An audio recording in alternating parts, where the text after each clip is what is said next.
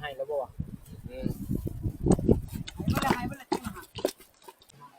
สามสาม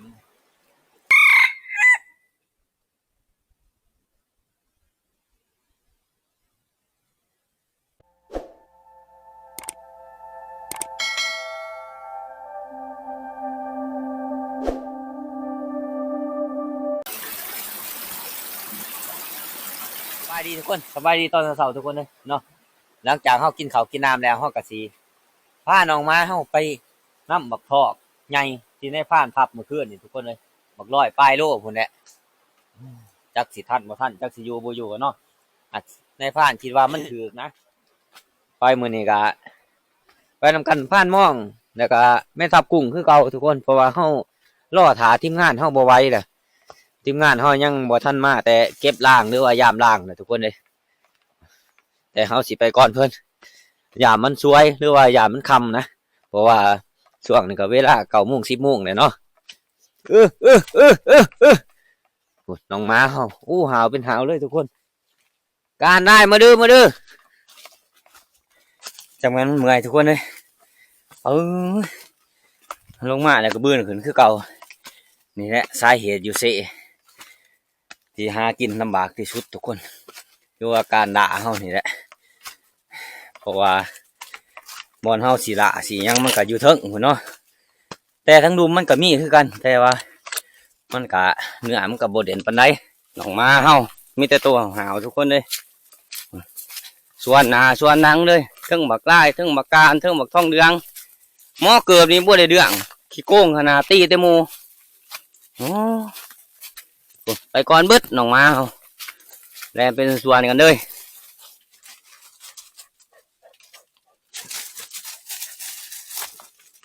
น้องม้าเฮาทุกคนน้องม้าเฮามันพอมันไหลยังเนาะ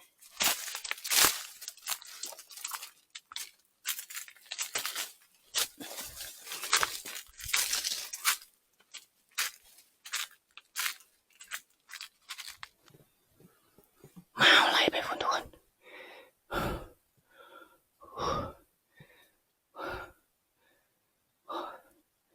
มักไล่นะไหลเอาไปเลย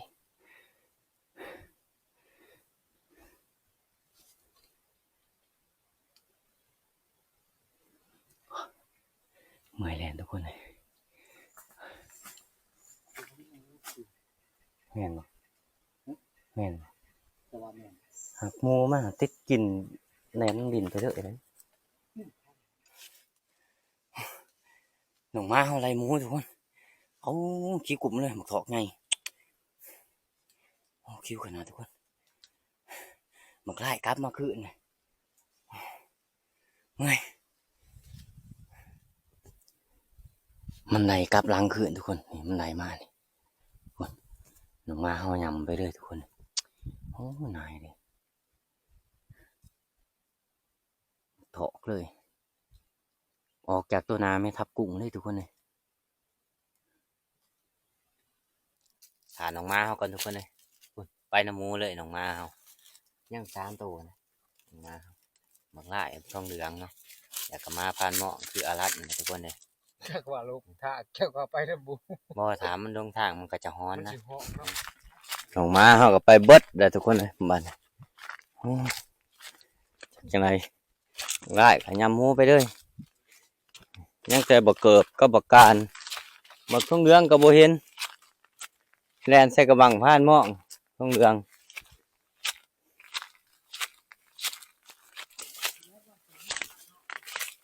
เขาไปเบิ่งบนในพานยิ่งก่อนคนเลยบัดฮะ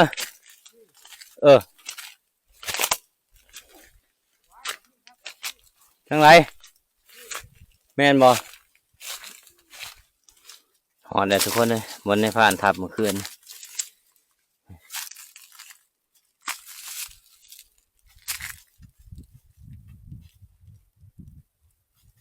หาเบิ่งดูกระบังก่อนจักมันสิตกระวังเลยนี่มันก็แลนมานี่โอ้ยสิได้น้องมาเข้าไปเบิดเลย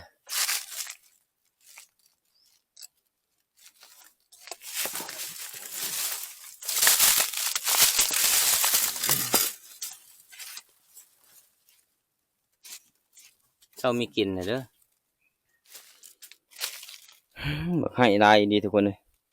คุณมันโดนกองอยู่บักให้เนื้อเขากินบักให้ได้นี่ในผ่านเลยจังอีสังจังหมูจังหอนแป้นเบิดหมูกับสิเขาได้หอยหมูลายหอยหมูเนาะหมูแน่ฮ้อนแน่เลยนี่ก็บังให้มาเอาเบิดเดี๋ยวบ่นี่เนื้ออันนี้เขานี่แป้นเบิดนี่ในผ่านมันเที่ยวจะเป็นห้องในผ่านมันเที่ยวจะเป็นห้องเที่ยวขึ้นหากินเลยนี่จะเป็นทางเป็นห้องเลยงูตัวขยิ่งมันกระเด็นขึ้นมานี่แหละตอนนี้เขาก็ขึ้นมาหอดด้านตะเวนทุกคนเลยเนาะก็คือโมที่เขาทับเมื่อคืนนี่นำโบไปโบมาเดี๋ยวก็น้องม้าเขาก็กลับตัวสำคัญสำทุกคนเลยก็คือหมักละอย่างนี้มันกลับเนาะจากมันไดหมูไปทางไหนไปเลยมันมาเลยสำทุกคนนี่ก็เลยเขาก็ขึ้นไปหาบนน้ำกินเขาก่อนจังสีกลับทับเขาตัวนี้ก็คือลานตะเวนนะทุกคนเนาะฟังนั่นก็พูดน้ำเต้าที่เป็นลุ่มอยู่ทุกคนเลยออกมาเขาก็ไปพ้นอาทิตย์ละทางขาดแต่บักไล่ทุกคนเลยขาดบักไล่ก็ถือว่าแล้วหากินหมูไหลเลยเพราะมีแต่บักไล่นะเด็ดกับหมูไล่บักไล่มาเหาะเด้อทุกคนเลยเขาขึ้นมาแล้วมันจะมาเหาะถามมันมาส่วนนั่นก็เอาเขานำทีในผ่านทับหันโอ้ยเจอบุจักทุกคนเลยมันยำไก่ทีเดี๋ยวก็นึ่งมามันกับหาแรงน้ำทุกคนมาเฮามันเหาะเนาะแต่ละโตนี่ชวนหาแรงน้ำอยู่ได้ยำหมกเถาะไงใช่แน่แต่ได้นกมานำทองโตทุกคนเลยสันหิวเขาเลยเพื่อสิหอดทับเขายังไก่บุไก่ประมาณ10 กิโลผมบจักกินเขาก่อนตอนนี้ก็บ่ายแล้วบจักบ่าย2เลยแหละทานไหมครับผงไรโมอยู่แห้งหมูเด่นออกมากกันยิ่งไปยิ่งหมูอ่ะนะตัวมาไล่ออกตัวมันน่ะขอยาหมูตัวขอยยิ่งขึ้นเพราะว่ามันขอยยิ่งมันแดงขึ้นนะมันหักลงขอยมันขามมาใส่หันเนาะไปบ้านนี้กลับทับเขาคือเก่าทุกคนเลยเมื่อนี้ถือว่าไปเบิดมือกะโมมานคนเลยโอ้ว่าสิไปเอาบักทอกไงบักลอยโลหมอท่านมันมาเขากะไล่ลบหนาวลบหลังไปมาเขากะท่านอยู่ทุกคนเลยมันหักมันบ่ออกมาหาทีมงานในพาดเนาะมันไปทางใหม่แล่นนัดน้ำกับบ่ท่านมาเฮากะแตกสลุผู้พายโอ้เสียลากับเอิดมาเนี่ยทุกคนมันยำไก่โผที่จริงแท้มันก็แลนวนไปวนมาเนี่ยกับในผ่านมันหักปลามันหกมันก็เลยบ่ทันมันนะแต่ก็แถมผ่านมองมันยิ่งกระบังเอิญมาอีก2-3 บาทเฮงมันไปทั้งม้าสีม้าเลยบัดนี้ทุกคนเลยตอนนี้เฮาก็มาหอดทับเฮาเป็นทีเรียบร้อยทุกคนเลยเนาะทีมงานเพื่อนก็หลายโตเติบหลายปลานี่ปลาเต็มหาเลยเต็มหาเลยปลาส่วนหัวหนาใหญ่ก็นอนตุ่มโพมเลยโอ้ก็สิเมื่อยขนาด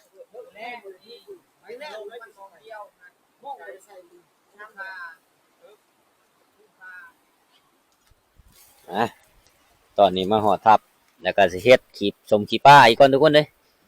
ทีมงานเขากลัวไหวยังบ่ทันได้เฮ็ดนะ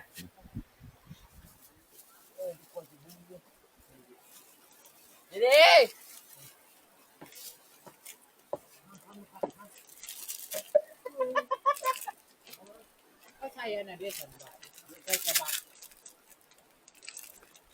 ด็กกระบังเขาใส่กระปุกในกลางตัวน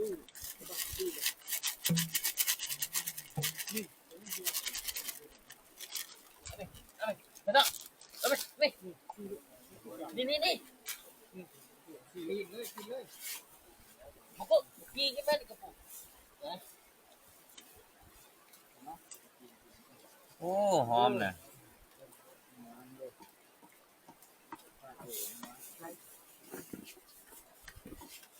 พิษจะมัน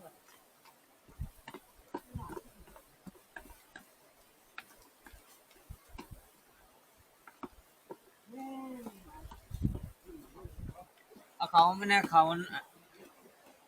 เอาให้มันน้อยเดียวในเขานี่ปลาตัวนี้คือบ่ได้ผักมัน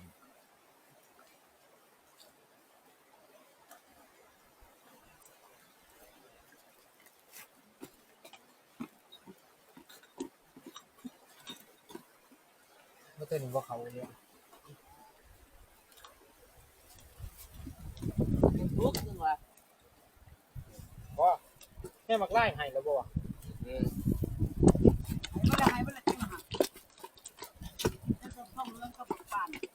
ก็ให้เบิดแหละมักไล่ให้แล้วบ่เอาไล่ ทองเหลืองนี่ตีขี้ปลาเลยเขาก็ยังบ่ทันได้กินคือกันได้ทองเหลือง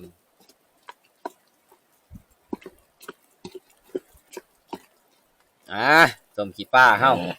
คือว่ามางวนนี่ก็นายพรานเป็นคนลงมือเองคันว่ามันเน่ามันบูดก็อย่าตีกันเด้อ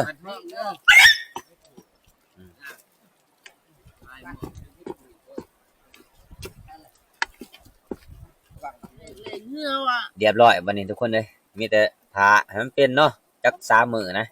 มันก็เป็นนะทุกคนเลยโอ้ยซิมเป็นทีเรียบร้อยเลยแซ่บพริกนี่เด้อเฒ่าท่าขี้นั่นเพาะกินปลาท่าขี้กินขี้ท่าปลา ป้าเป็นอย่างจะไปแล้วไปเป็นหูไปก่อนผู้สาวเจอ มาทุกคนกินข้าวแรกน้ำกันเลยทานหม้องเพิ่นแกงปลาแกงปลากดถ้าแกงแต่แนวแสบๆแกงแสบตัวเก่าไป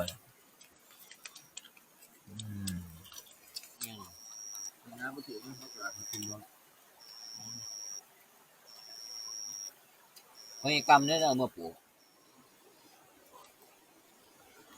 ปูปลาหน้าน้ำเฮาก็เริ่มแห้งแล้วทุกคนเลยก็คือมื้อนี้ก็บ่ได้ไปใช้คุ้มปลานะมื้อนี้หารตัวนั้นก็เต็มส่วนหลายก็มีแต่ปลาขี้เหี้ยทุกคนเลยหลายอีหลีง่วนนี่เอาแกงหยังได้ในถ้วย ปลาให้พวกเบาดิ อ๋อปลาให้ทีมงานหัวหน้าใหญ่เฮาเนาะนี่ก็ต้องใส่นี้นี่ใหญ่ดินวลจันทร์ใหญ่แฮงแล้วบ่ได้ว่า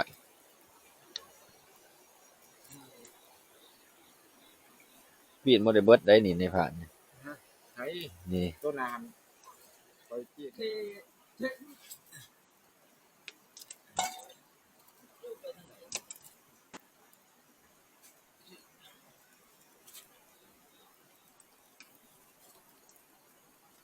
แต่ในมือเจ็บกระเทาะ ตัวนี้บ่นอนแม่ตาปุ้งใช้บ่นอนโอเดียงอยู่ใช้ผู้เนื้อผู้ห่มเด้อโอเดียงหนาวเด้อผู้ห่มกองอยู่ก็มีตัวนี้ก็คือมือแรกนะก็ผู้ที่เต็มท่อเลยทุกคนมือแรกเนาะนี่ตัวนี้มือที่สองทุกคนมือที่สอง2 ถุงหูหิวทุกคนก็คือถุงเบอร์12คูณ24นะหรือว่าคูณ26นี่นะทุกคนเลยตัวนี้หันมือที่2หารนี่แม่นเบิดแสดงว่าเมื่อคืนนี่ถือกว่าคืนแรกทุกคนแต่ว่าส่วนมากมันก็สิมีแต่ปลาขี้เหี่ยเนาะปลาขี้เหี่ยนี่ถ้าว่าผู้หญิงออกลูกใหม่นี่ห้ามกินเด็ดขาดทุกคนนี่พิษกรรมหรือว่าพิษกระบูนนะทุกคนเนาะตื่นเช้ามากอะทีมงานเขาก็ยังบ่ทันมาทุกคนเลยเพิ่นออกไก่ตาแต่ว่านี่พุ่นนะทั้งพานต่อมทั้งหัวหน้าใหญ่ส่วนในพานเองก็กำลังตื่นไปหาตอไก่ก่อน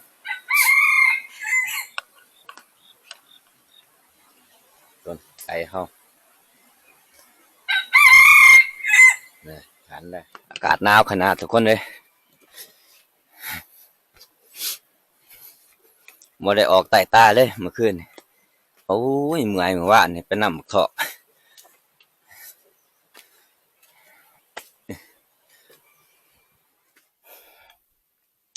เนี่ยเครื่องคองเฮาก็สิไว้รถนี่ทุกคนนะเนาะนะเฮาก็สิย่างไปมันเพราะว่ามื้อนี้เฮาก็สิเป็นมื้อมื้อเนาะเฮาก็เลยเอาเครื่องขึ้นมาไว้นํทุกคนเลยนี่ไก่ปลาคันอยู่นี่เฮาก็จะต่อ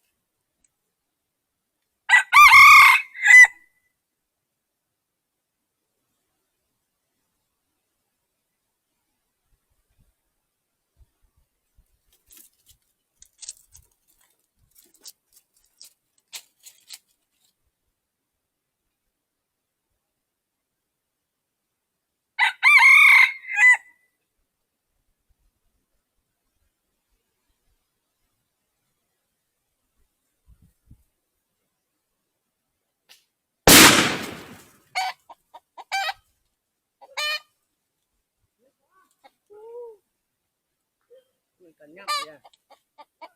ปืนกันย่ำอีละง่ายเลย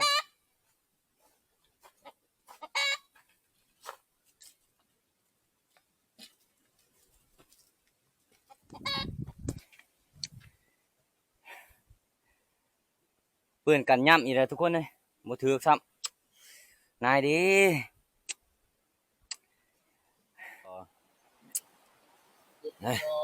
ตอนนี้เขากะมาทับคือเก่าตัวหนาใหญ่ไปขึ้นนี่พอยังแน่ขึ้นนี่ บ่เห็น บ่เห็น 80 มัด โอ้ 80 มัดตัว ทีมงานเฮาก็สิอยู่ต่อทุกคนเลยส่วนในพานเองก็สิกลับมื้อนี้ บ่ได้คิดเลยคิดลูกแดง แม่ทับกุ้งเด้ นี่ครับกุ้งอยู่ แม่ทับกุ้งอยู่บ่ ว่ากนาดได้ก็มาเฮ้ยเด้อเพิ่น แม่ทับกุ้งเพิ่นก็สิอยู่ต่อทุกคน เพราะว่าเฮาปีนลูกแล้วมันก็ได้งามประมาณ90 มัดเนาะ อืม เฮาปีนให้หน้าปลาก็ต้อง เบิ่งเบิ่งสิมาจับมาเบิ่ง แม่ทับกุ้งว่าอยู่ท้าเอาหนุกก่อนอยากกินหนุกก็นะ อ๋อ เพิ่นจังบ่มื้อเพิ่นรสชาอยู่เพิ่นว่าเมียเหี่ยวผืดกระช่าง ก็ให้เมียเหี่ยวผือเทิงบ่ไหลไหล เนาะ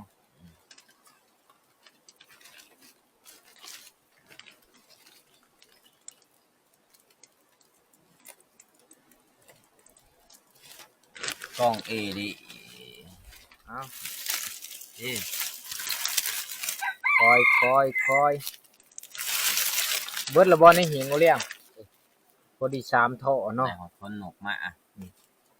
แม่ใครละมัดเพิ่น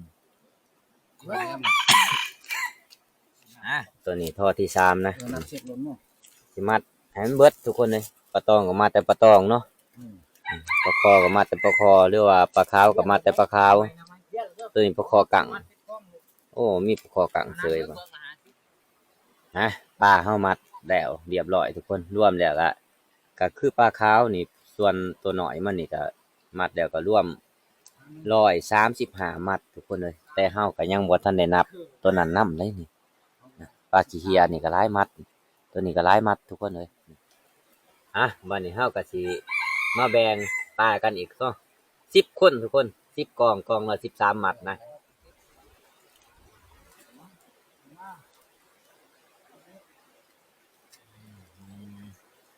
13บ่ ชิป กองละ13 แม่น ป้ายมันก่อน โอ้กดถึง ป้ายมันก่อน1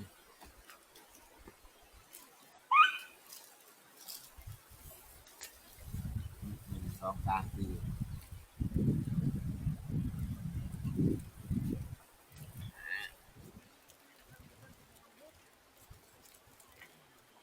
ตัวหน่อยทุ่มตัวหน่อยเสร็จตัวใหญ่3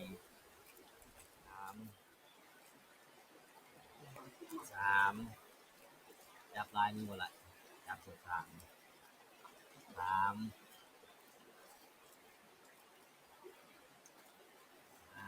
3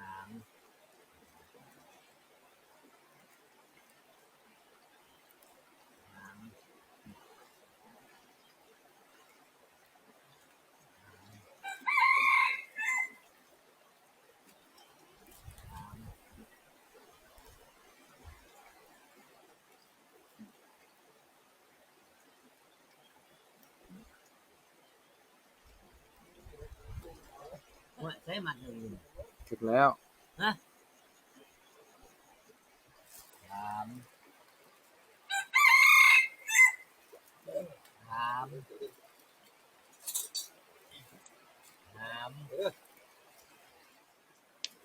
คือเด้อเลี้ยงเด้อ โอ้เรียกเป็นคนหน่อยมาปั่นกัน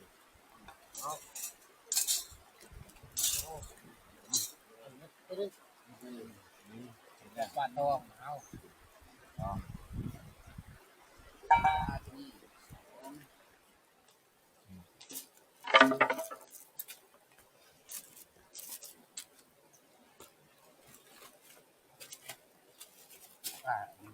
คือไปต้องปู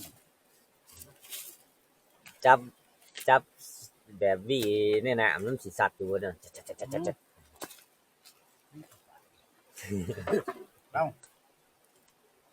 พูดโต เอาแม่พันทอง อ่า ซุมนี่บ่พ่อกันกะยามันซุมมือบ่พ่อกะยามันซุมอยู่นี่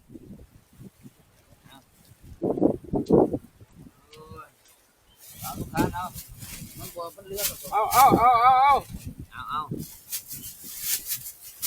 เรียกว่าเป็นบ้าน เอิง เชบ่เด้อ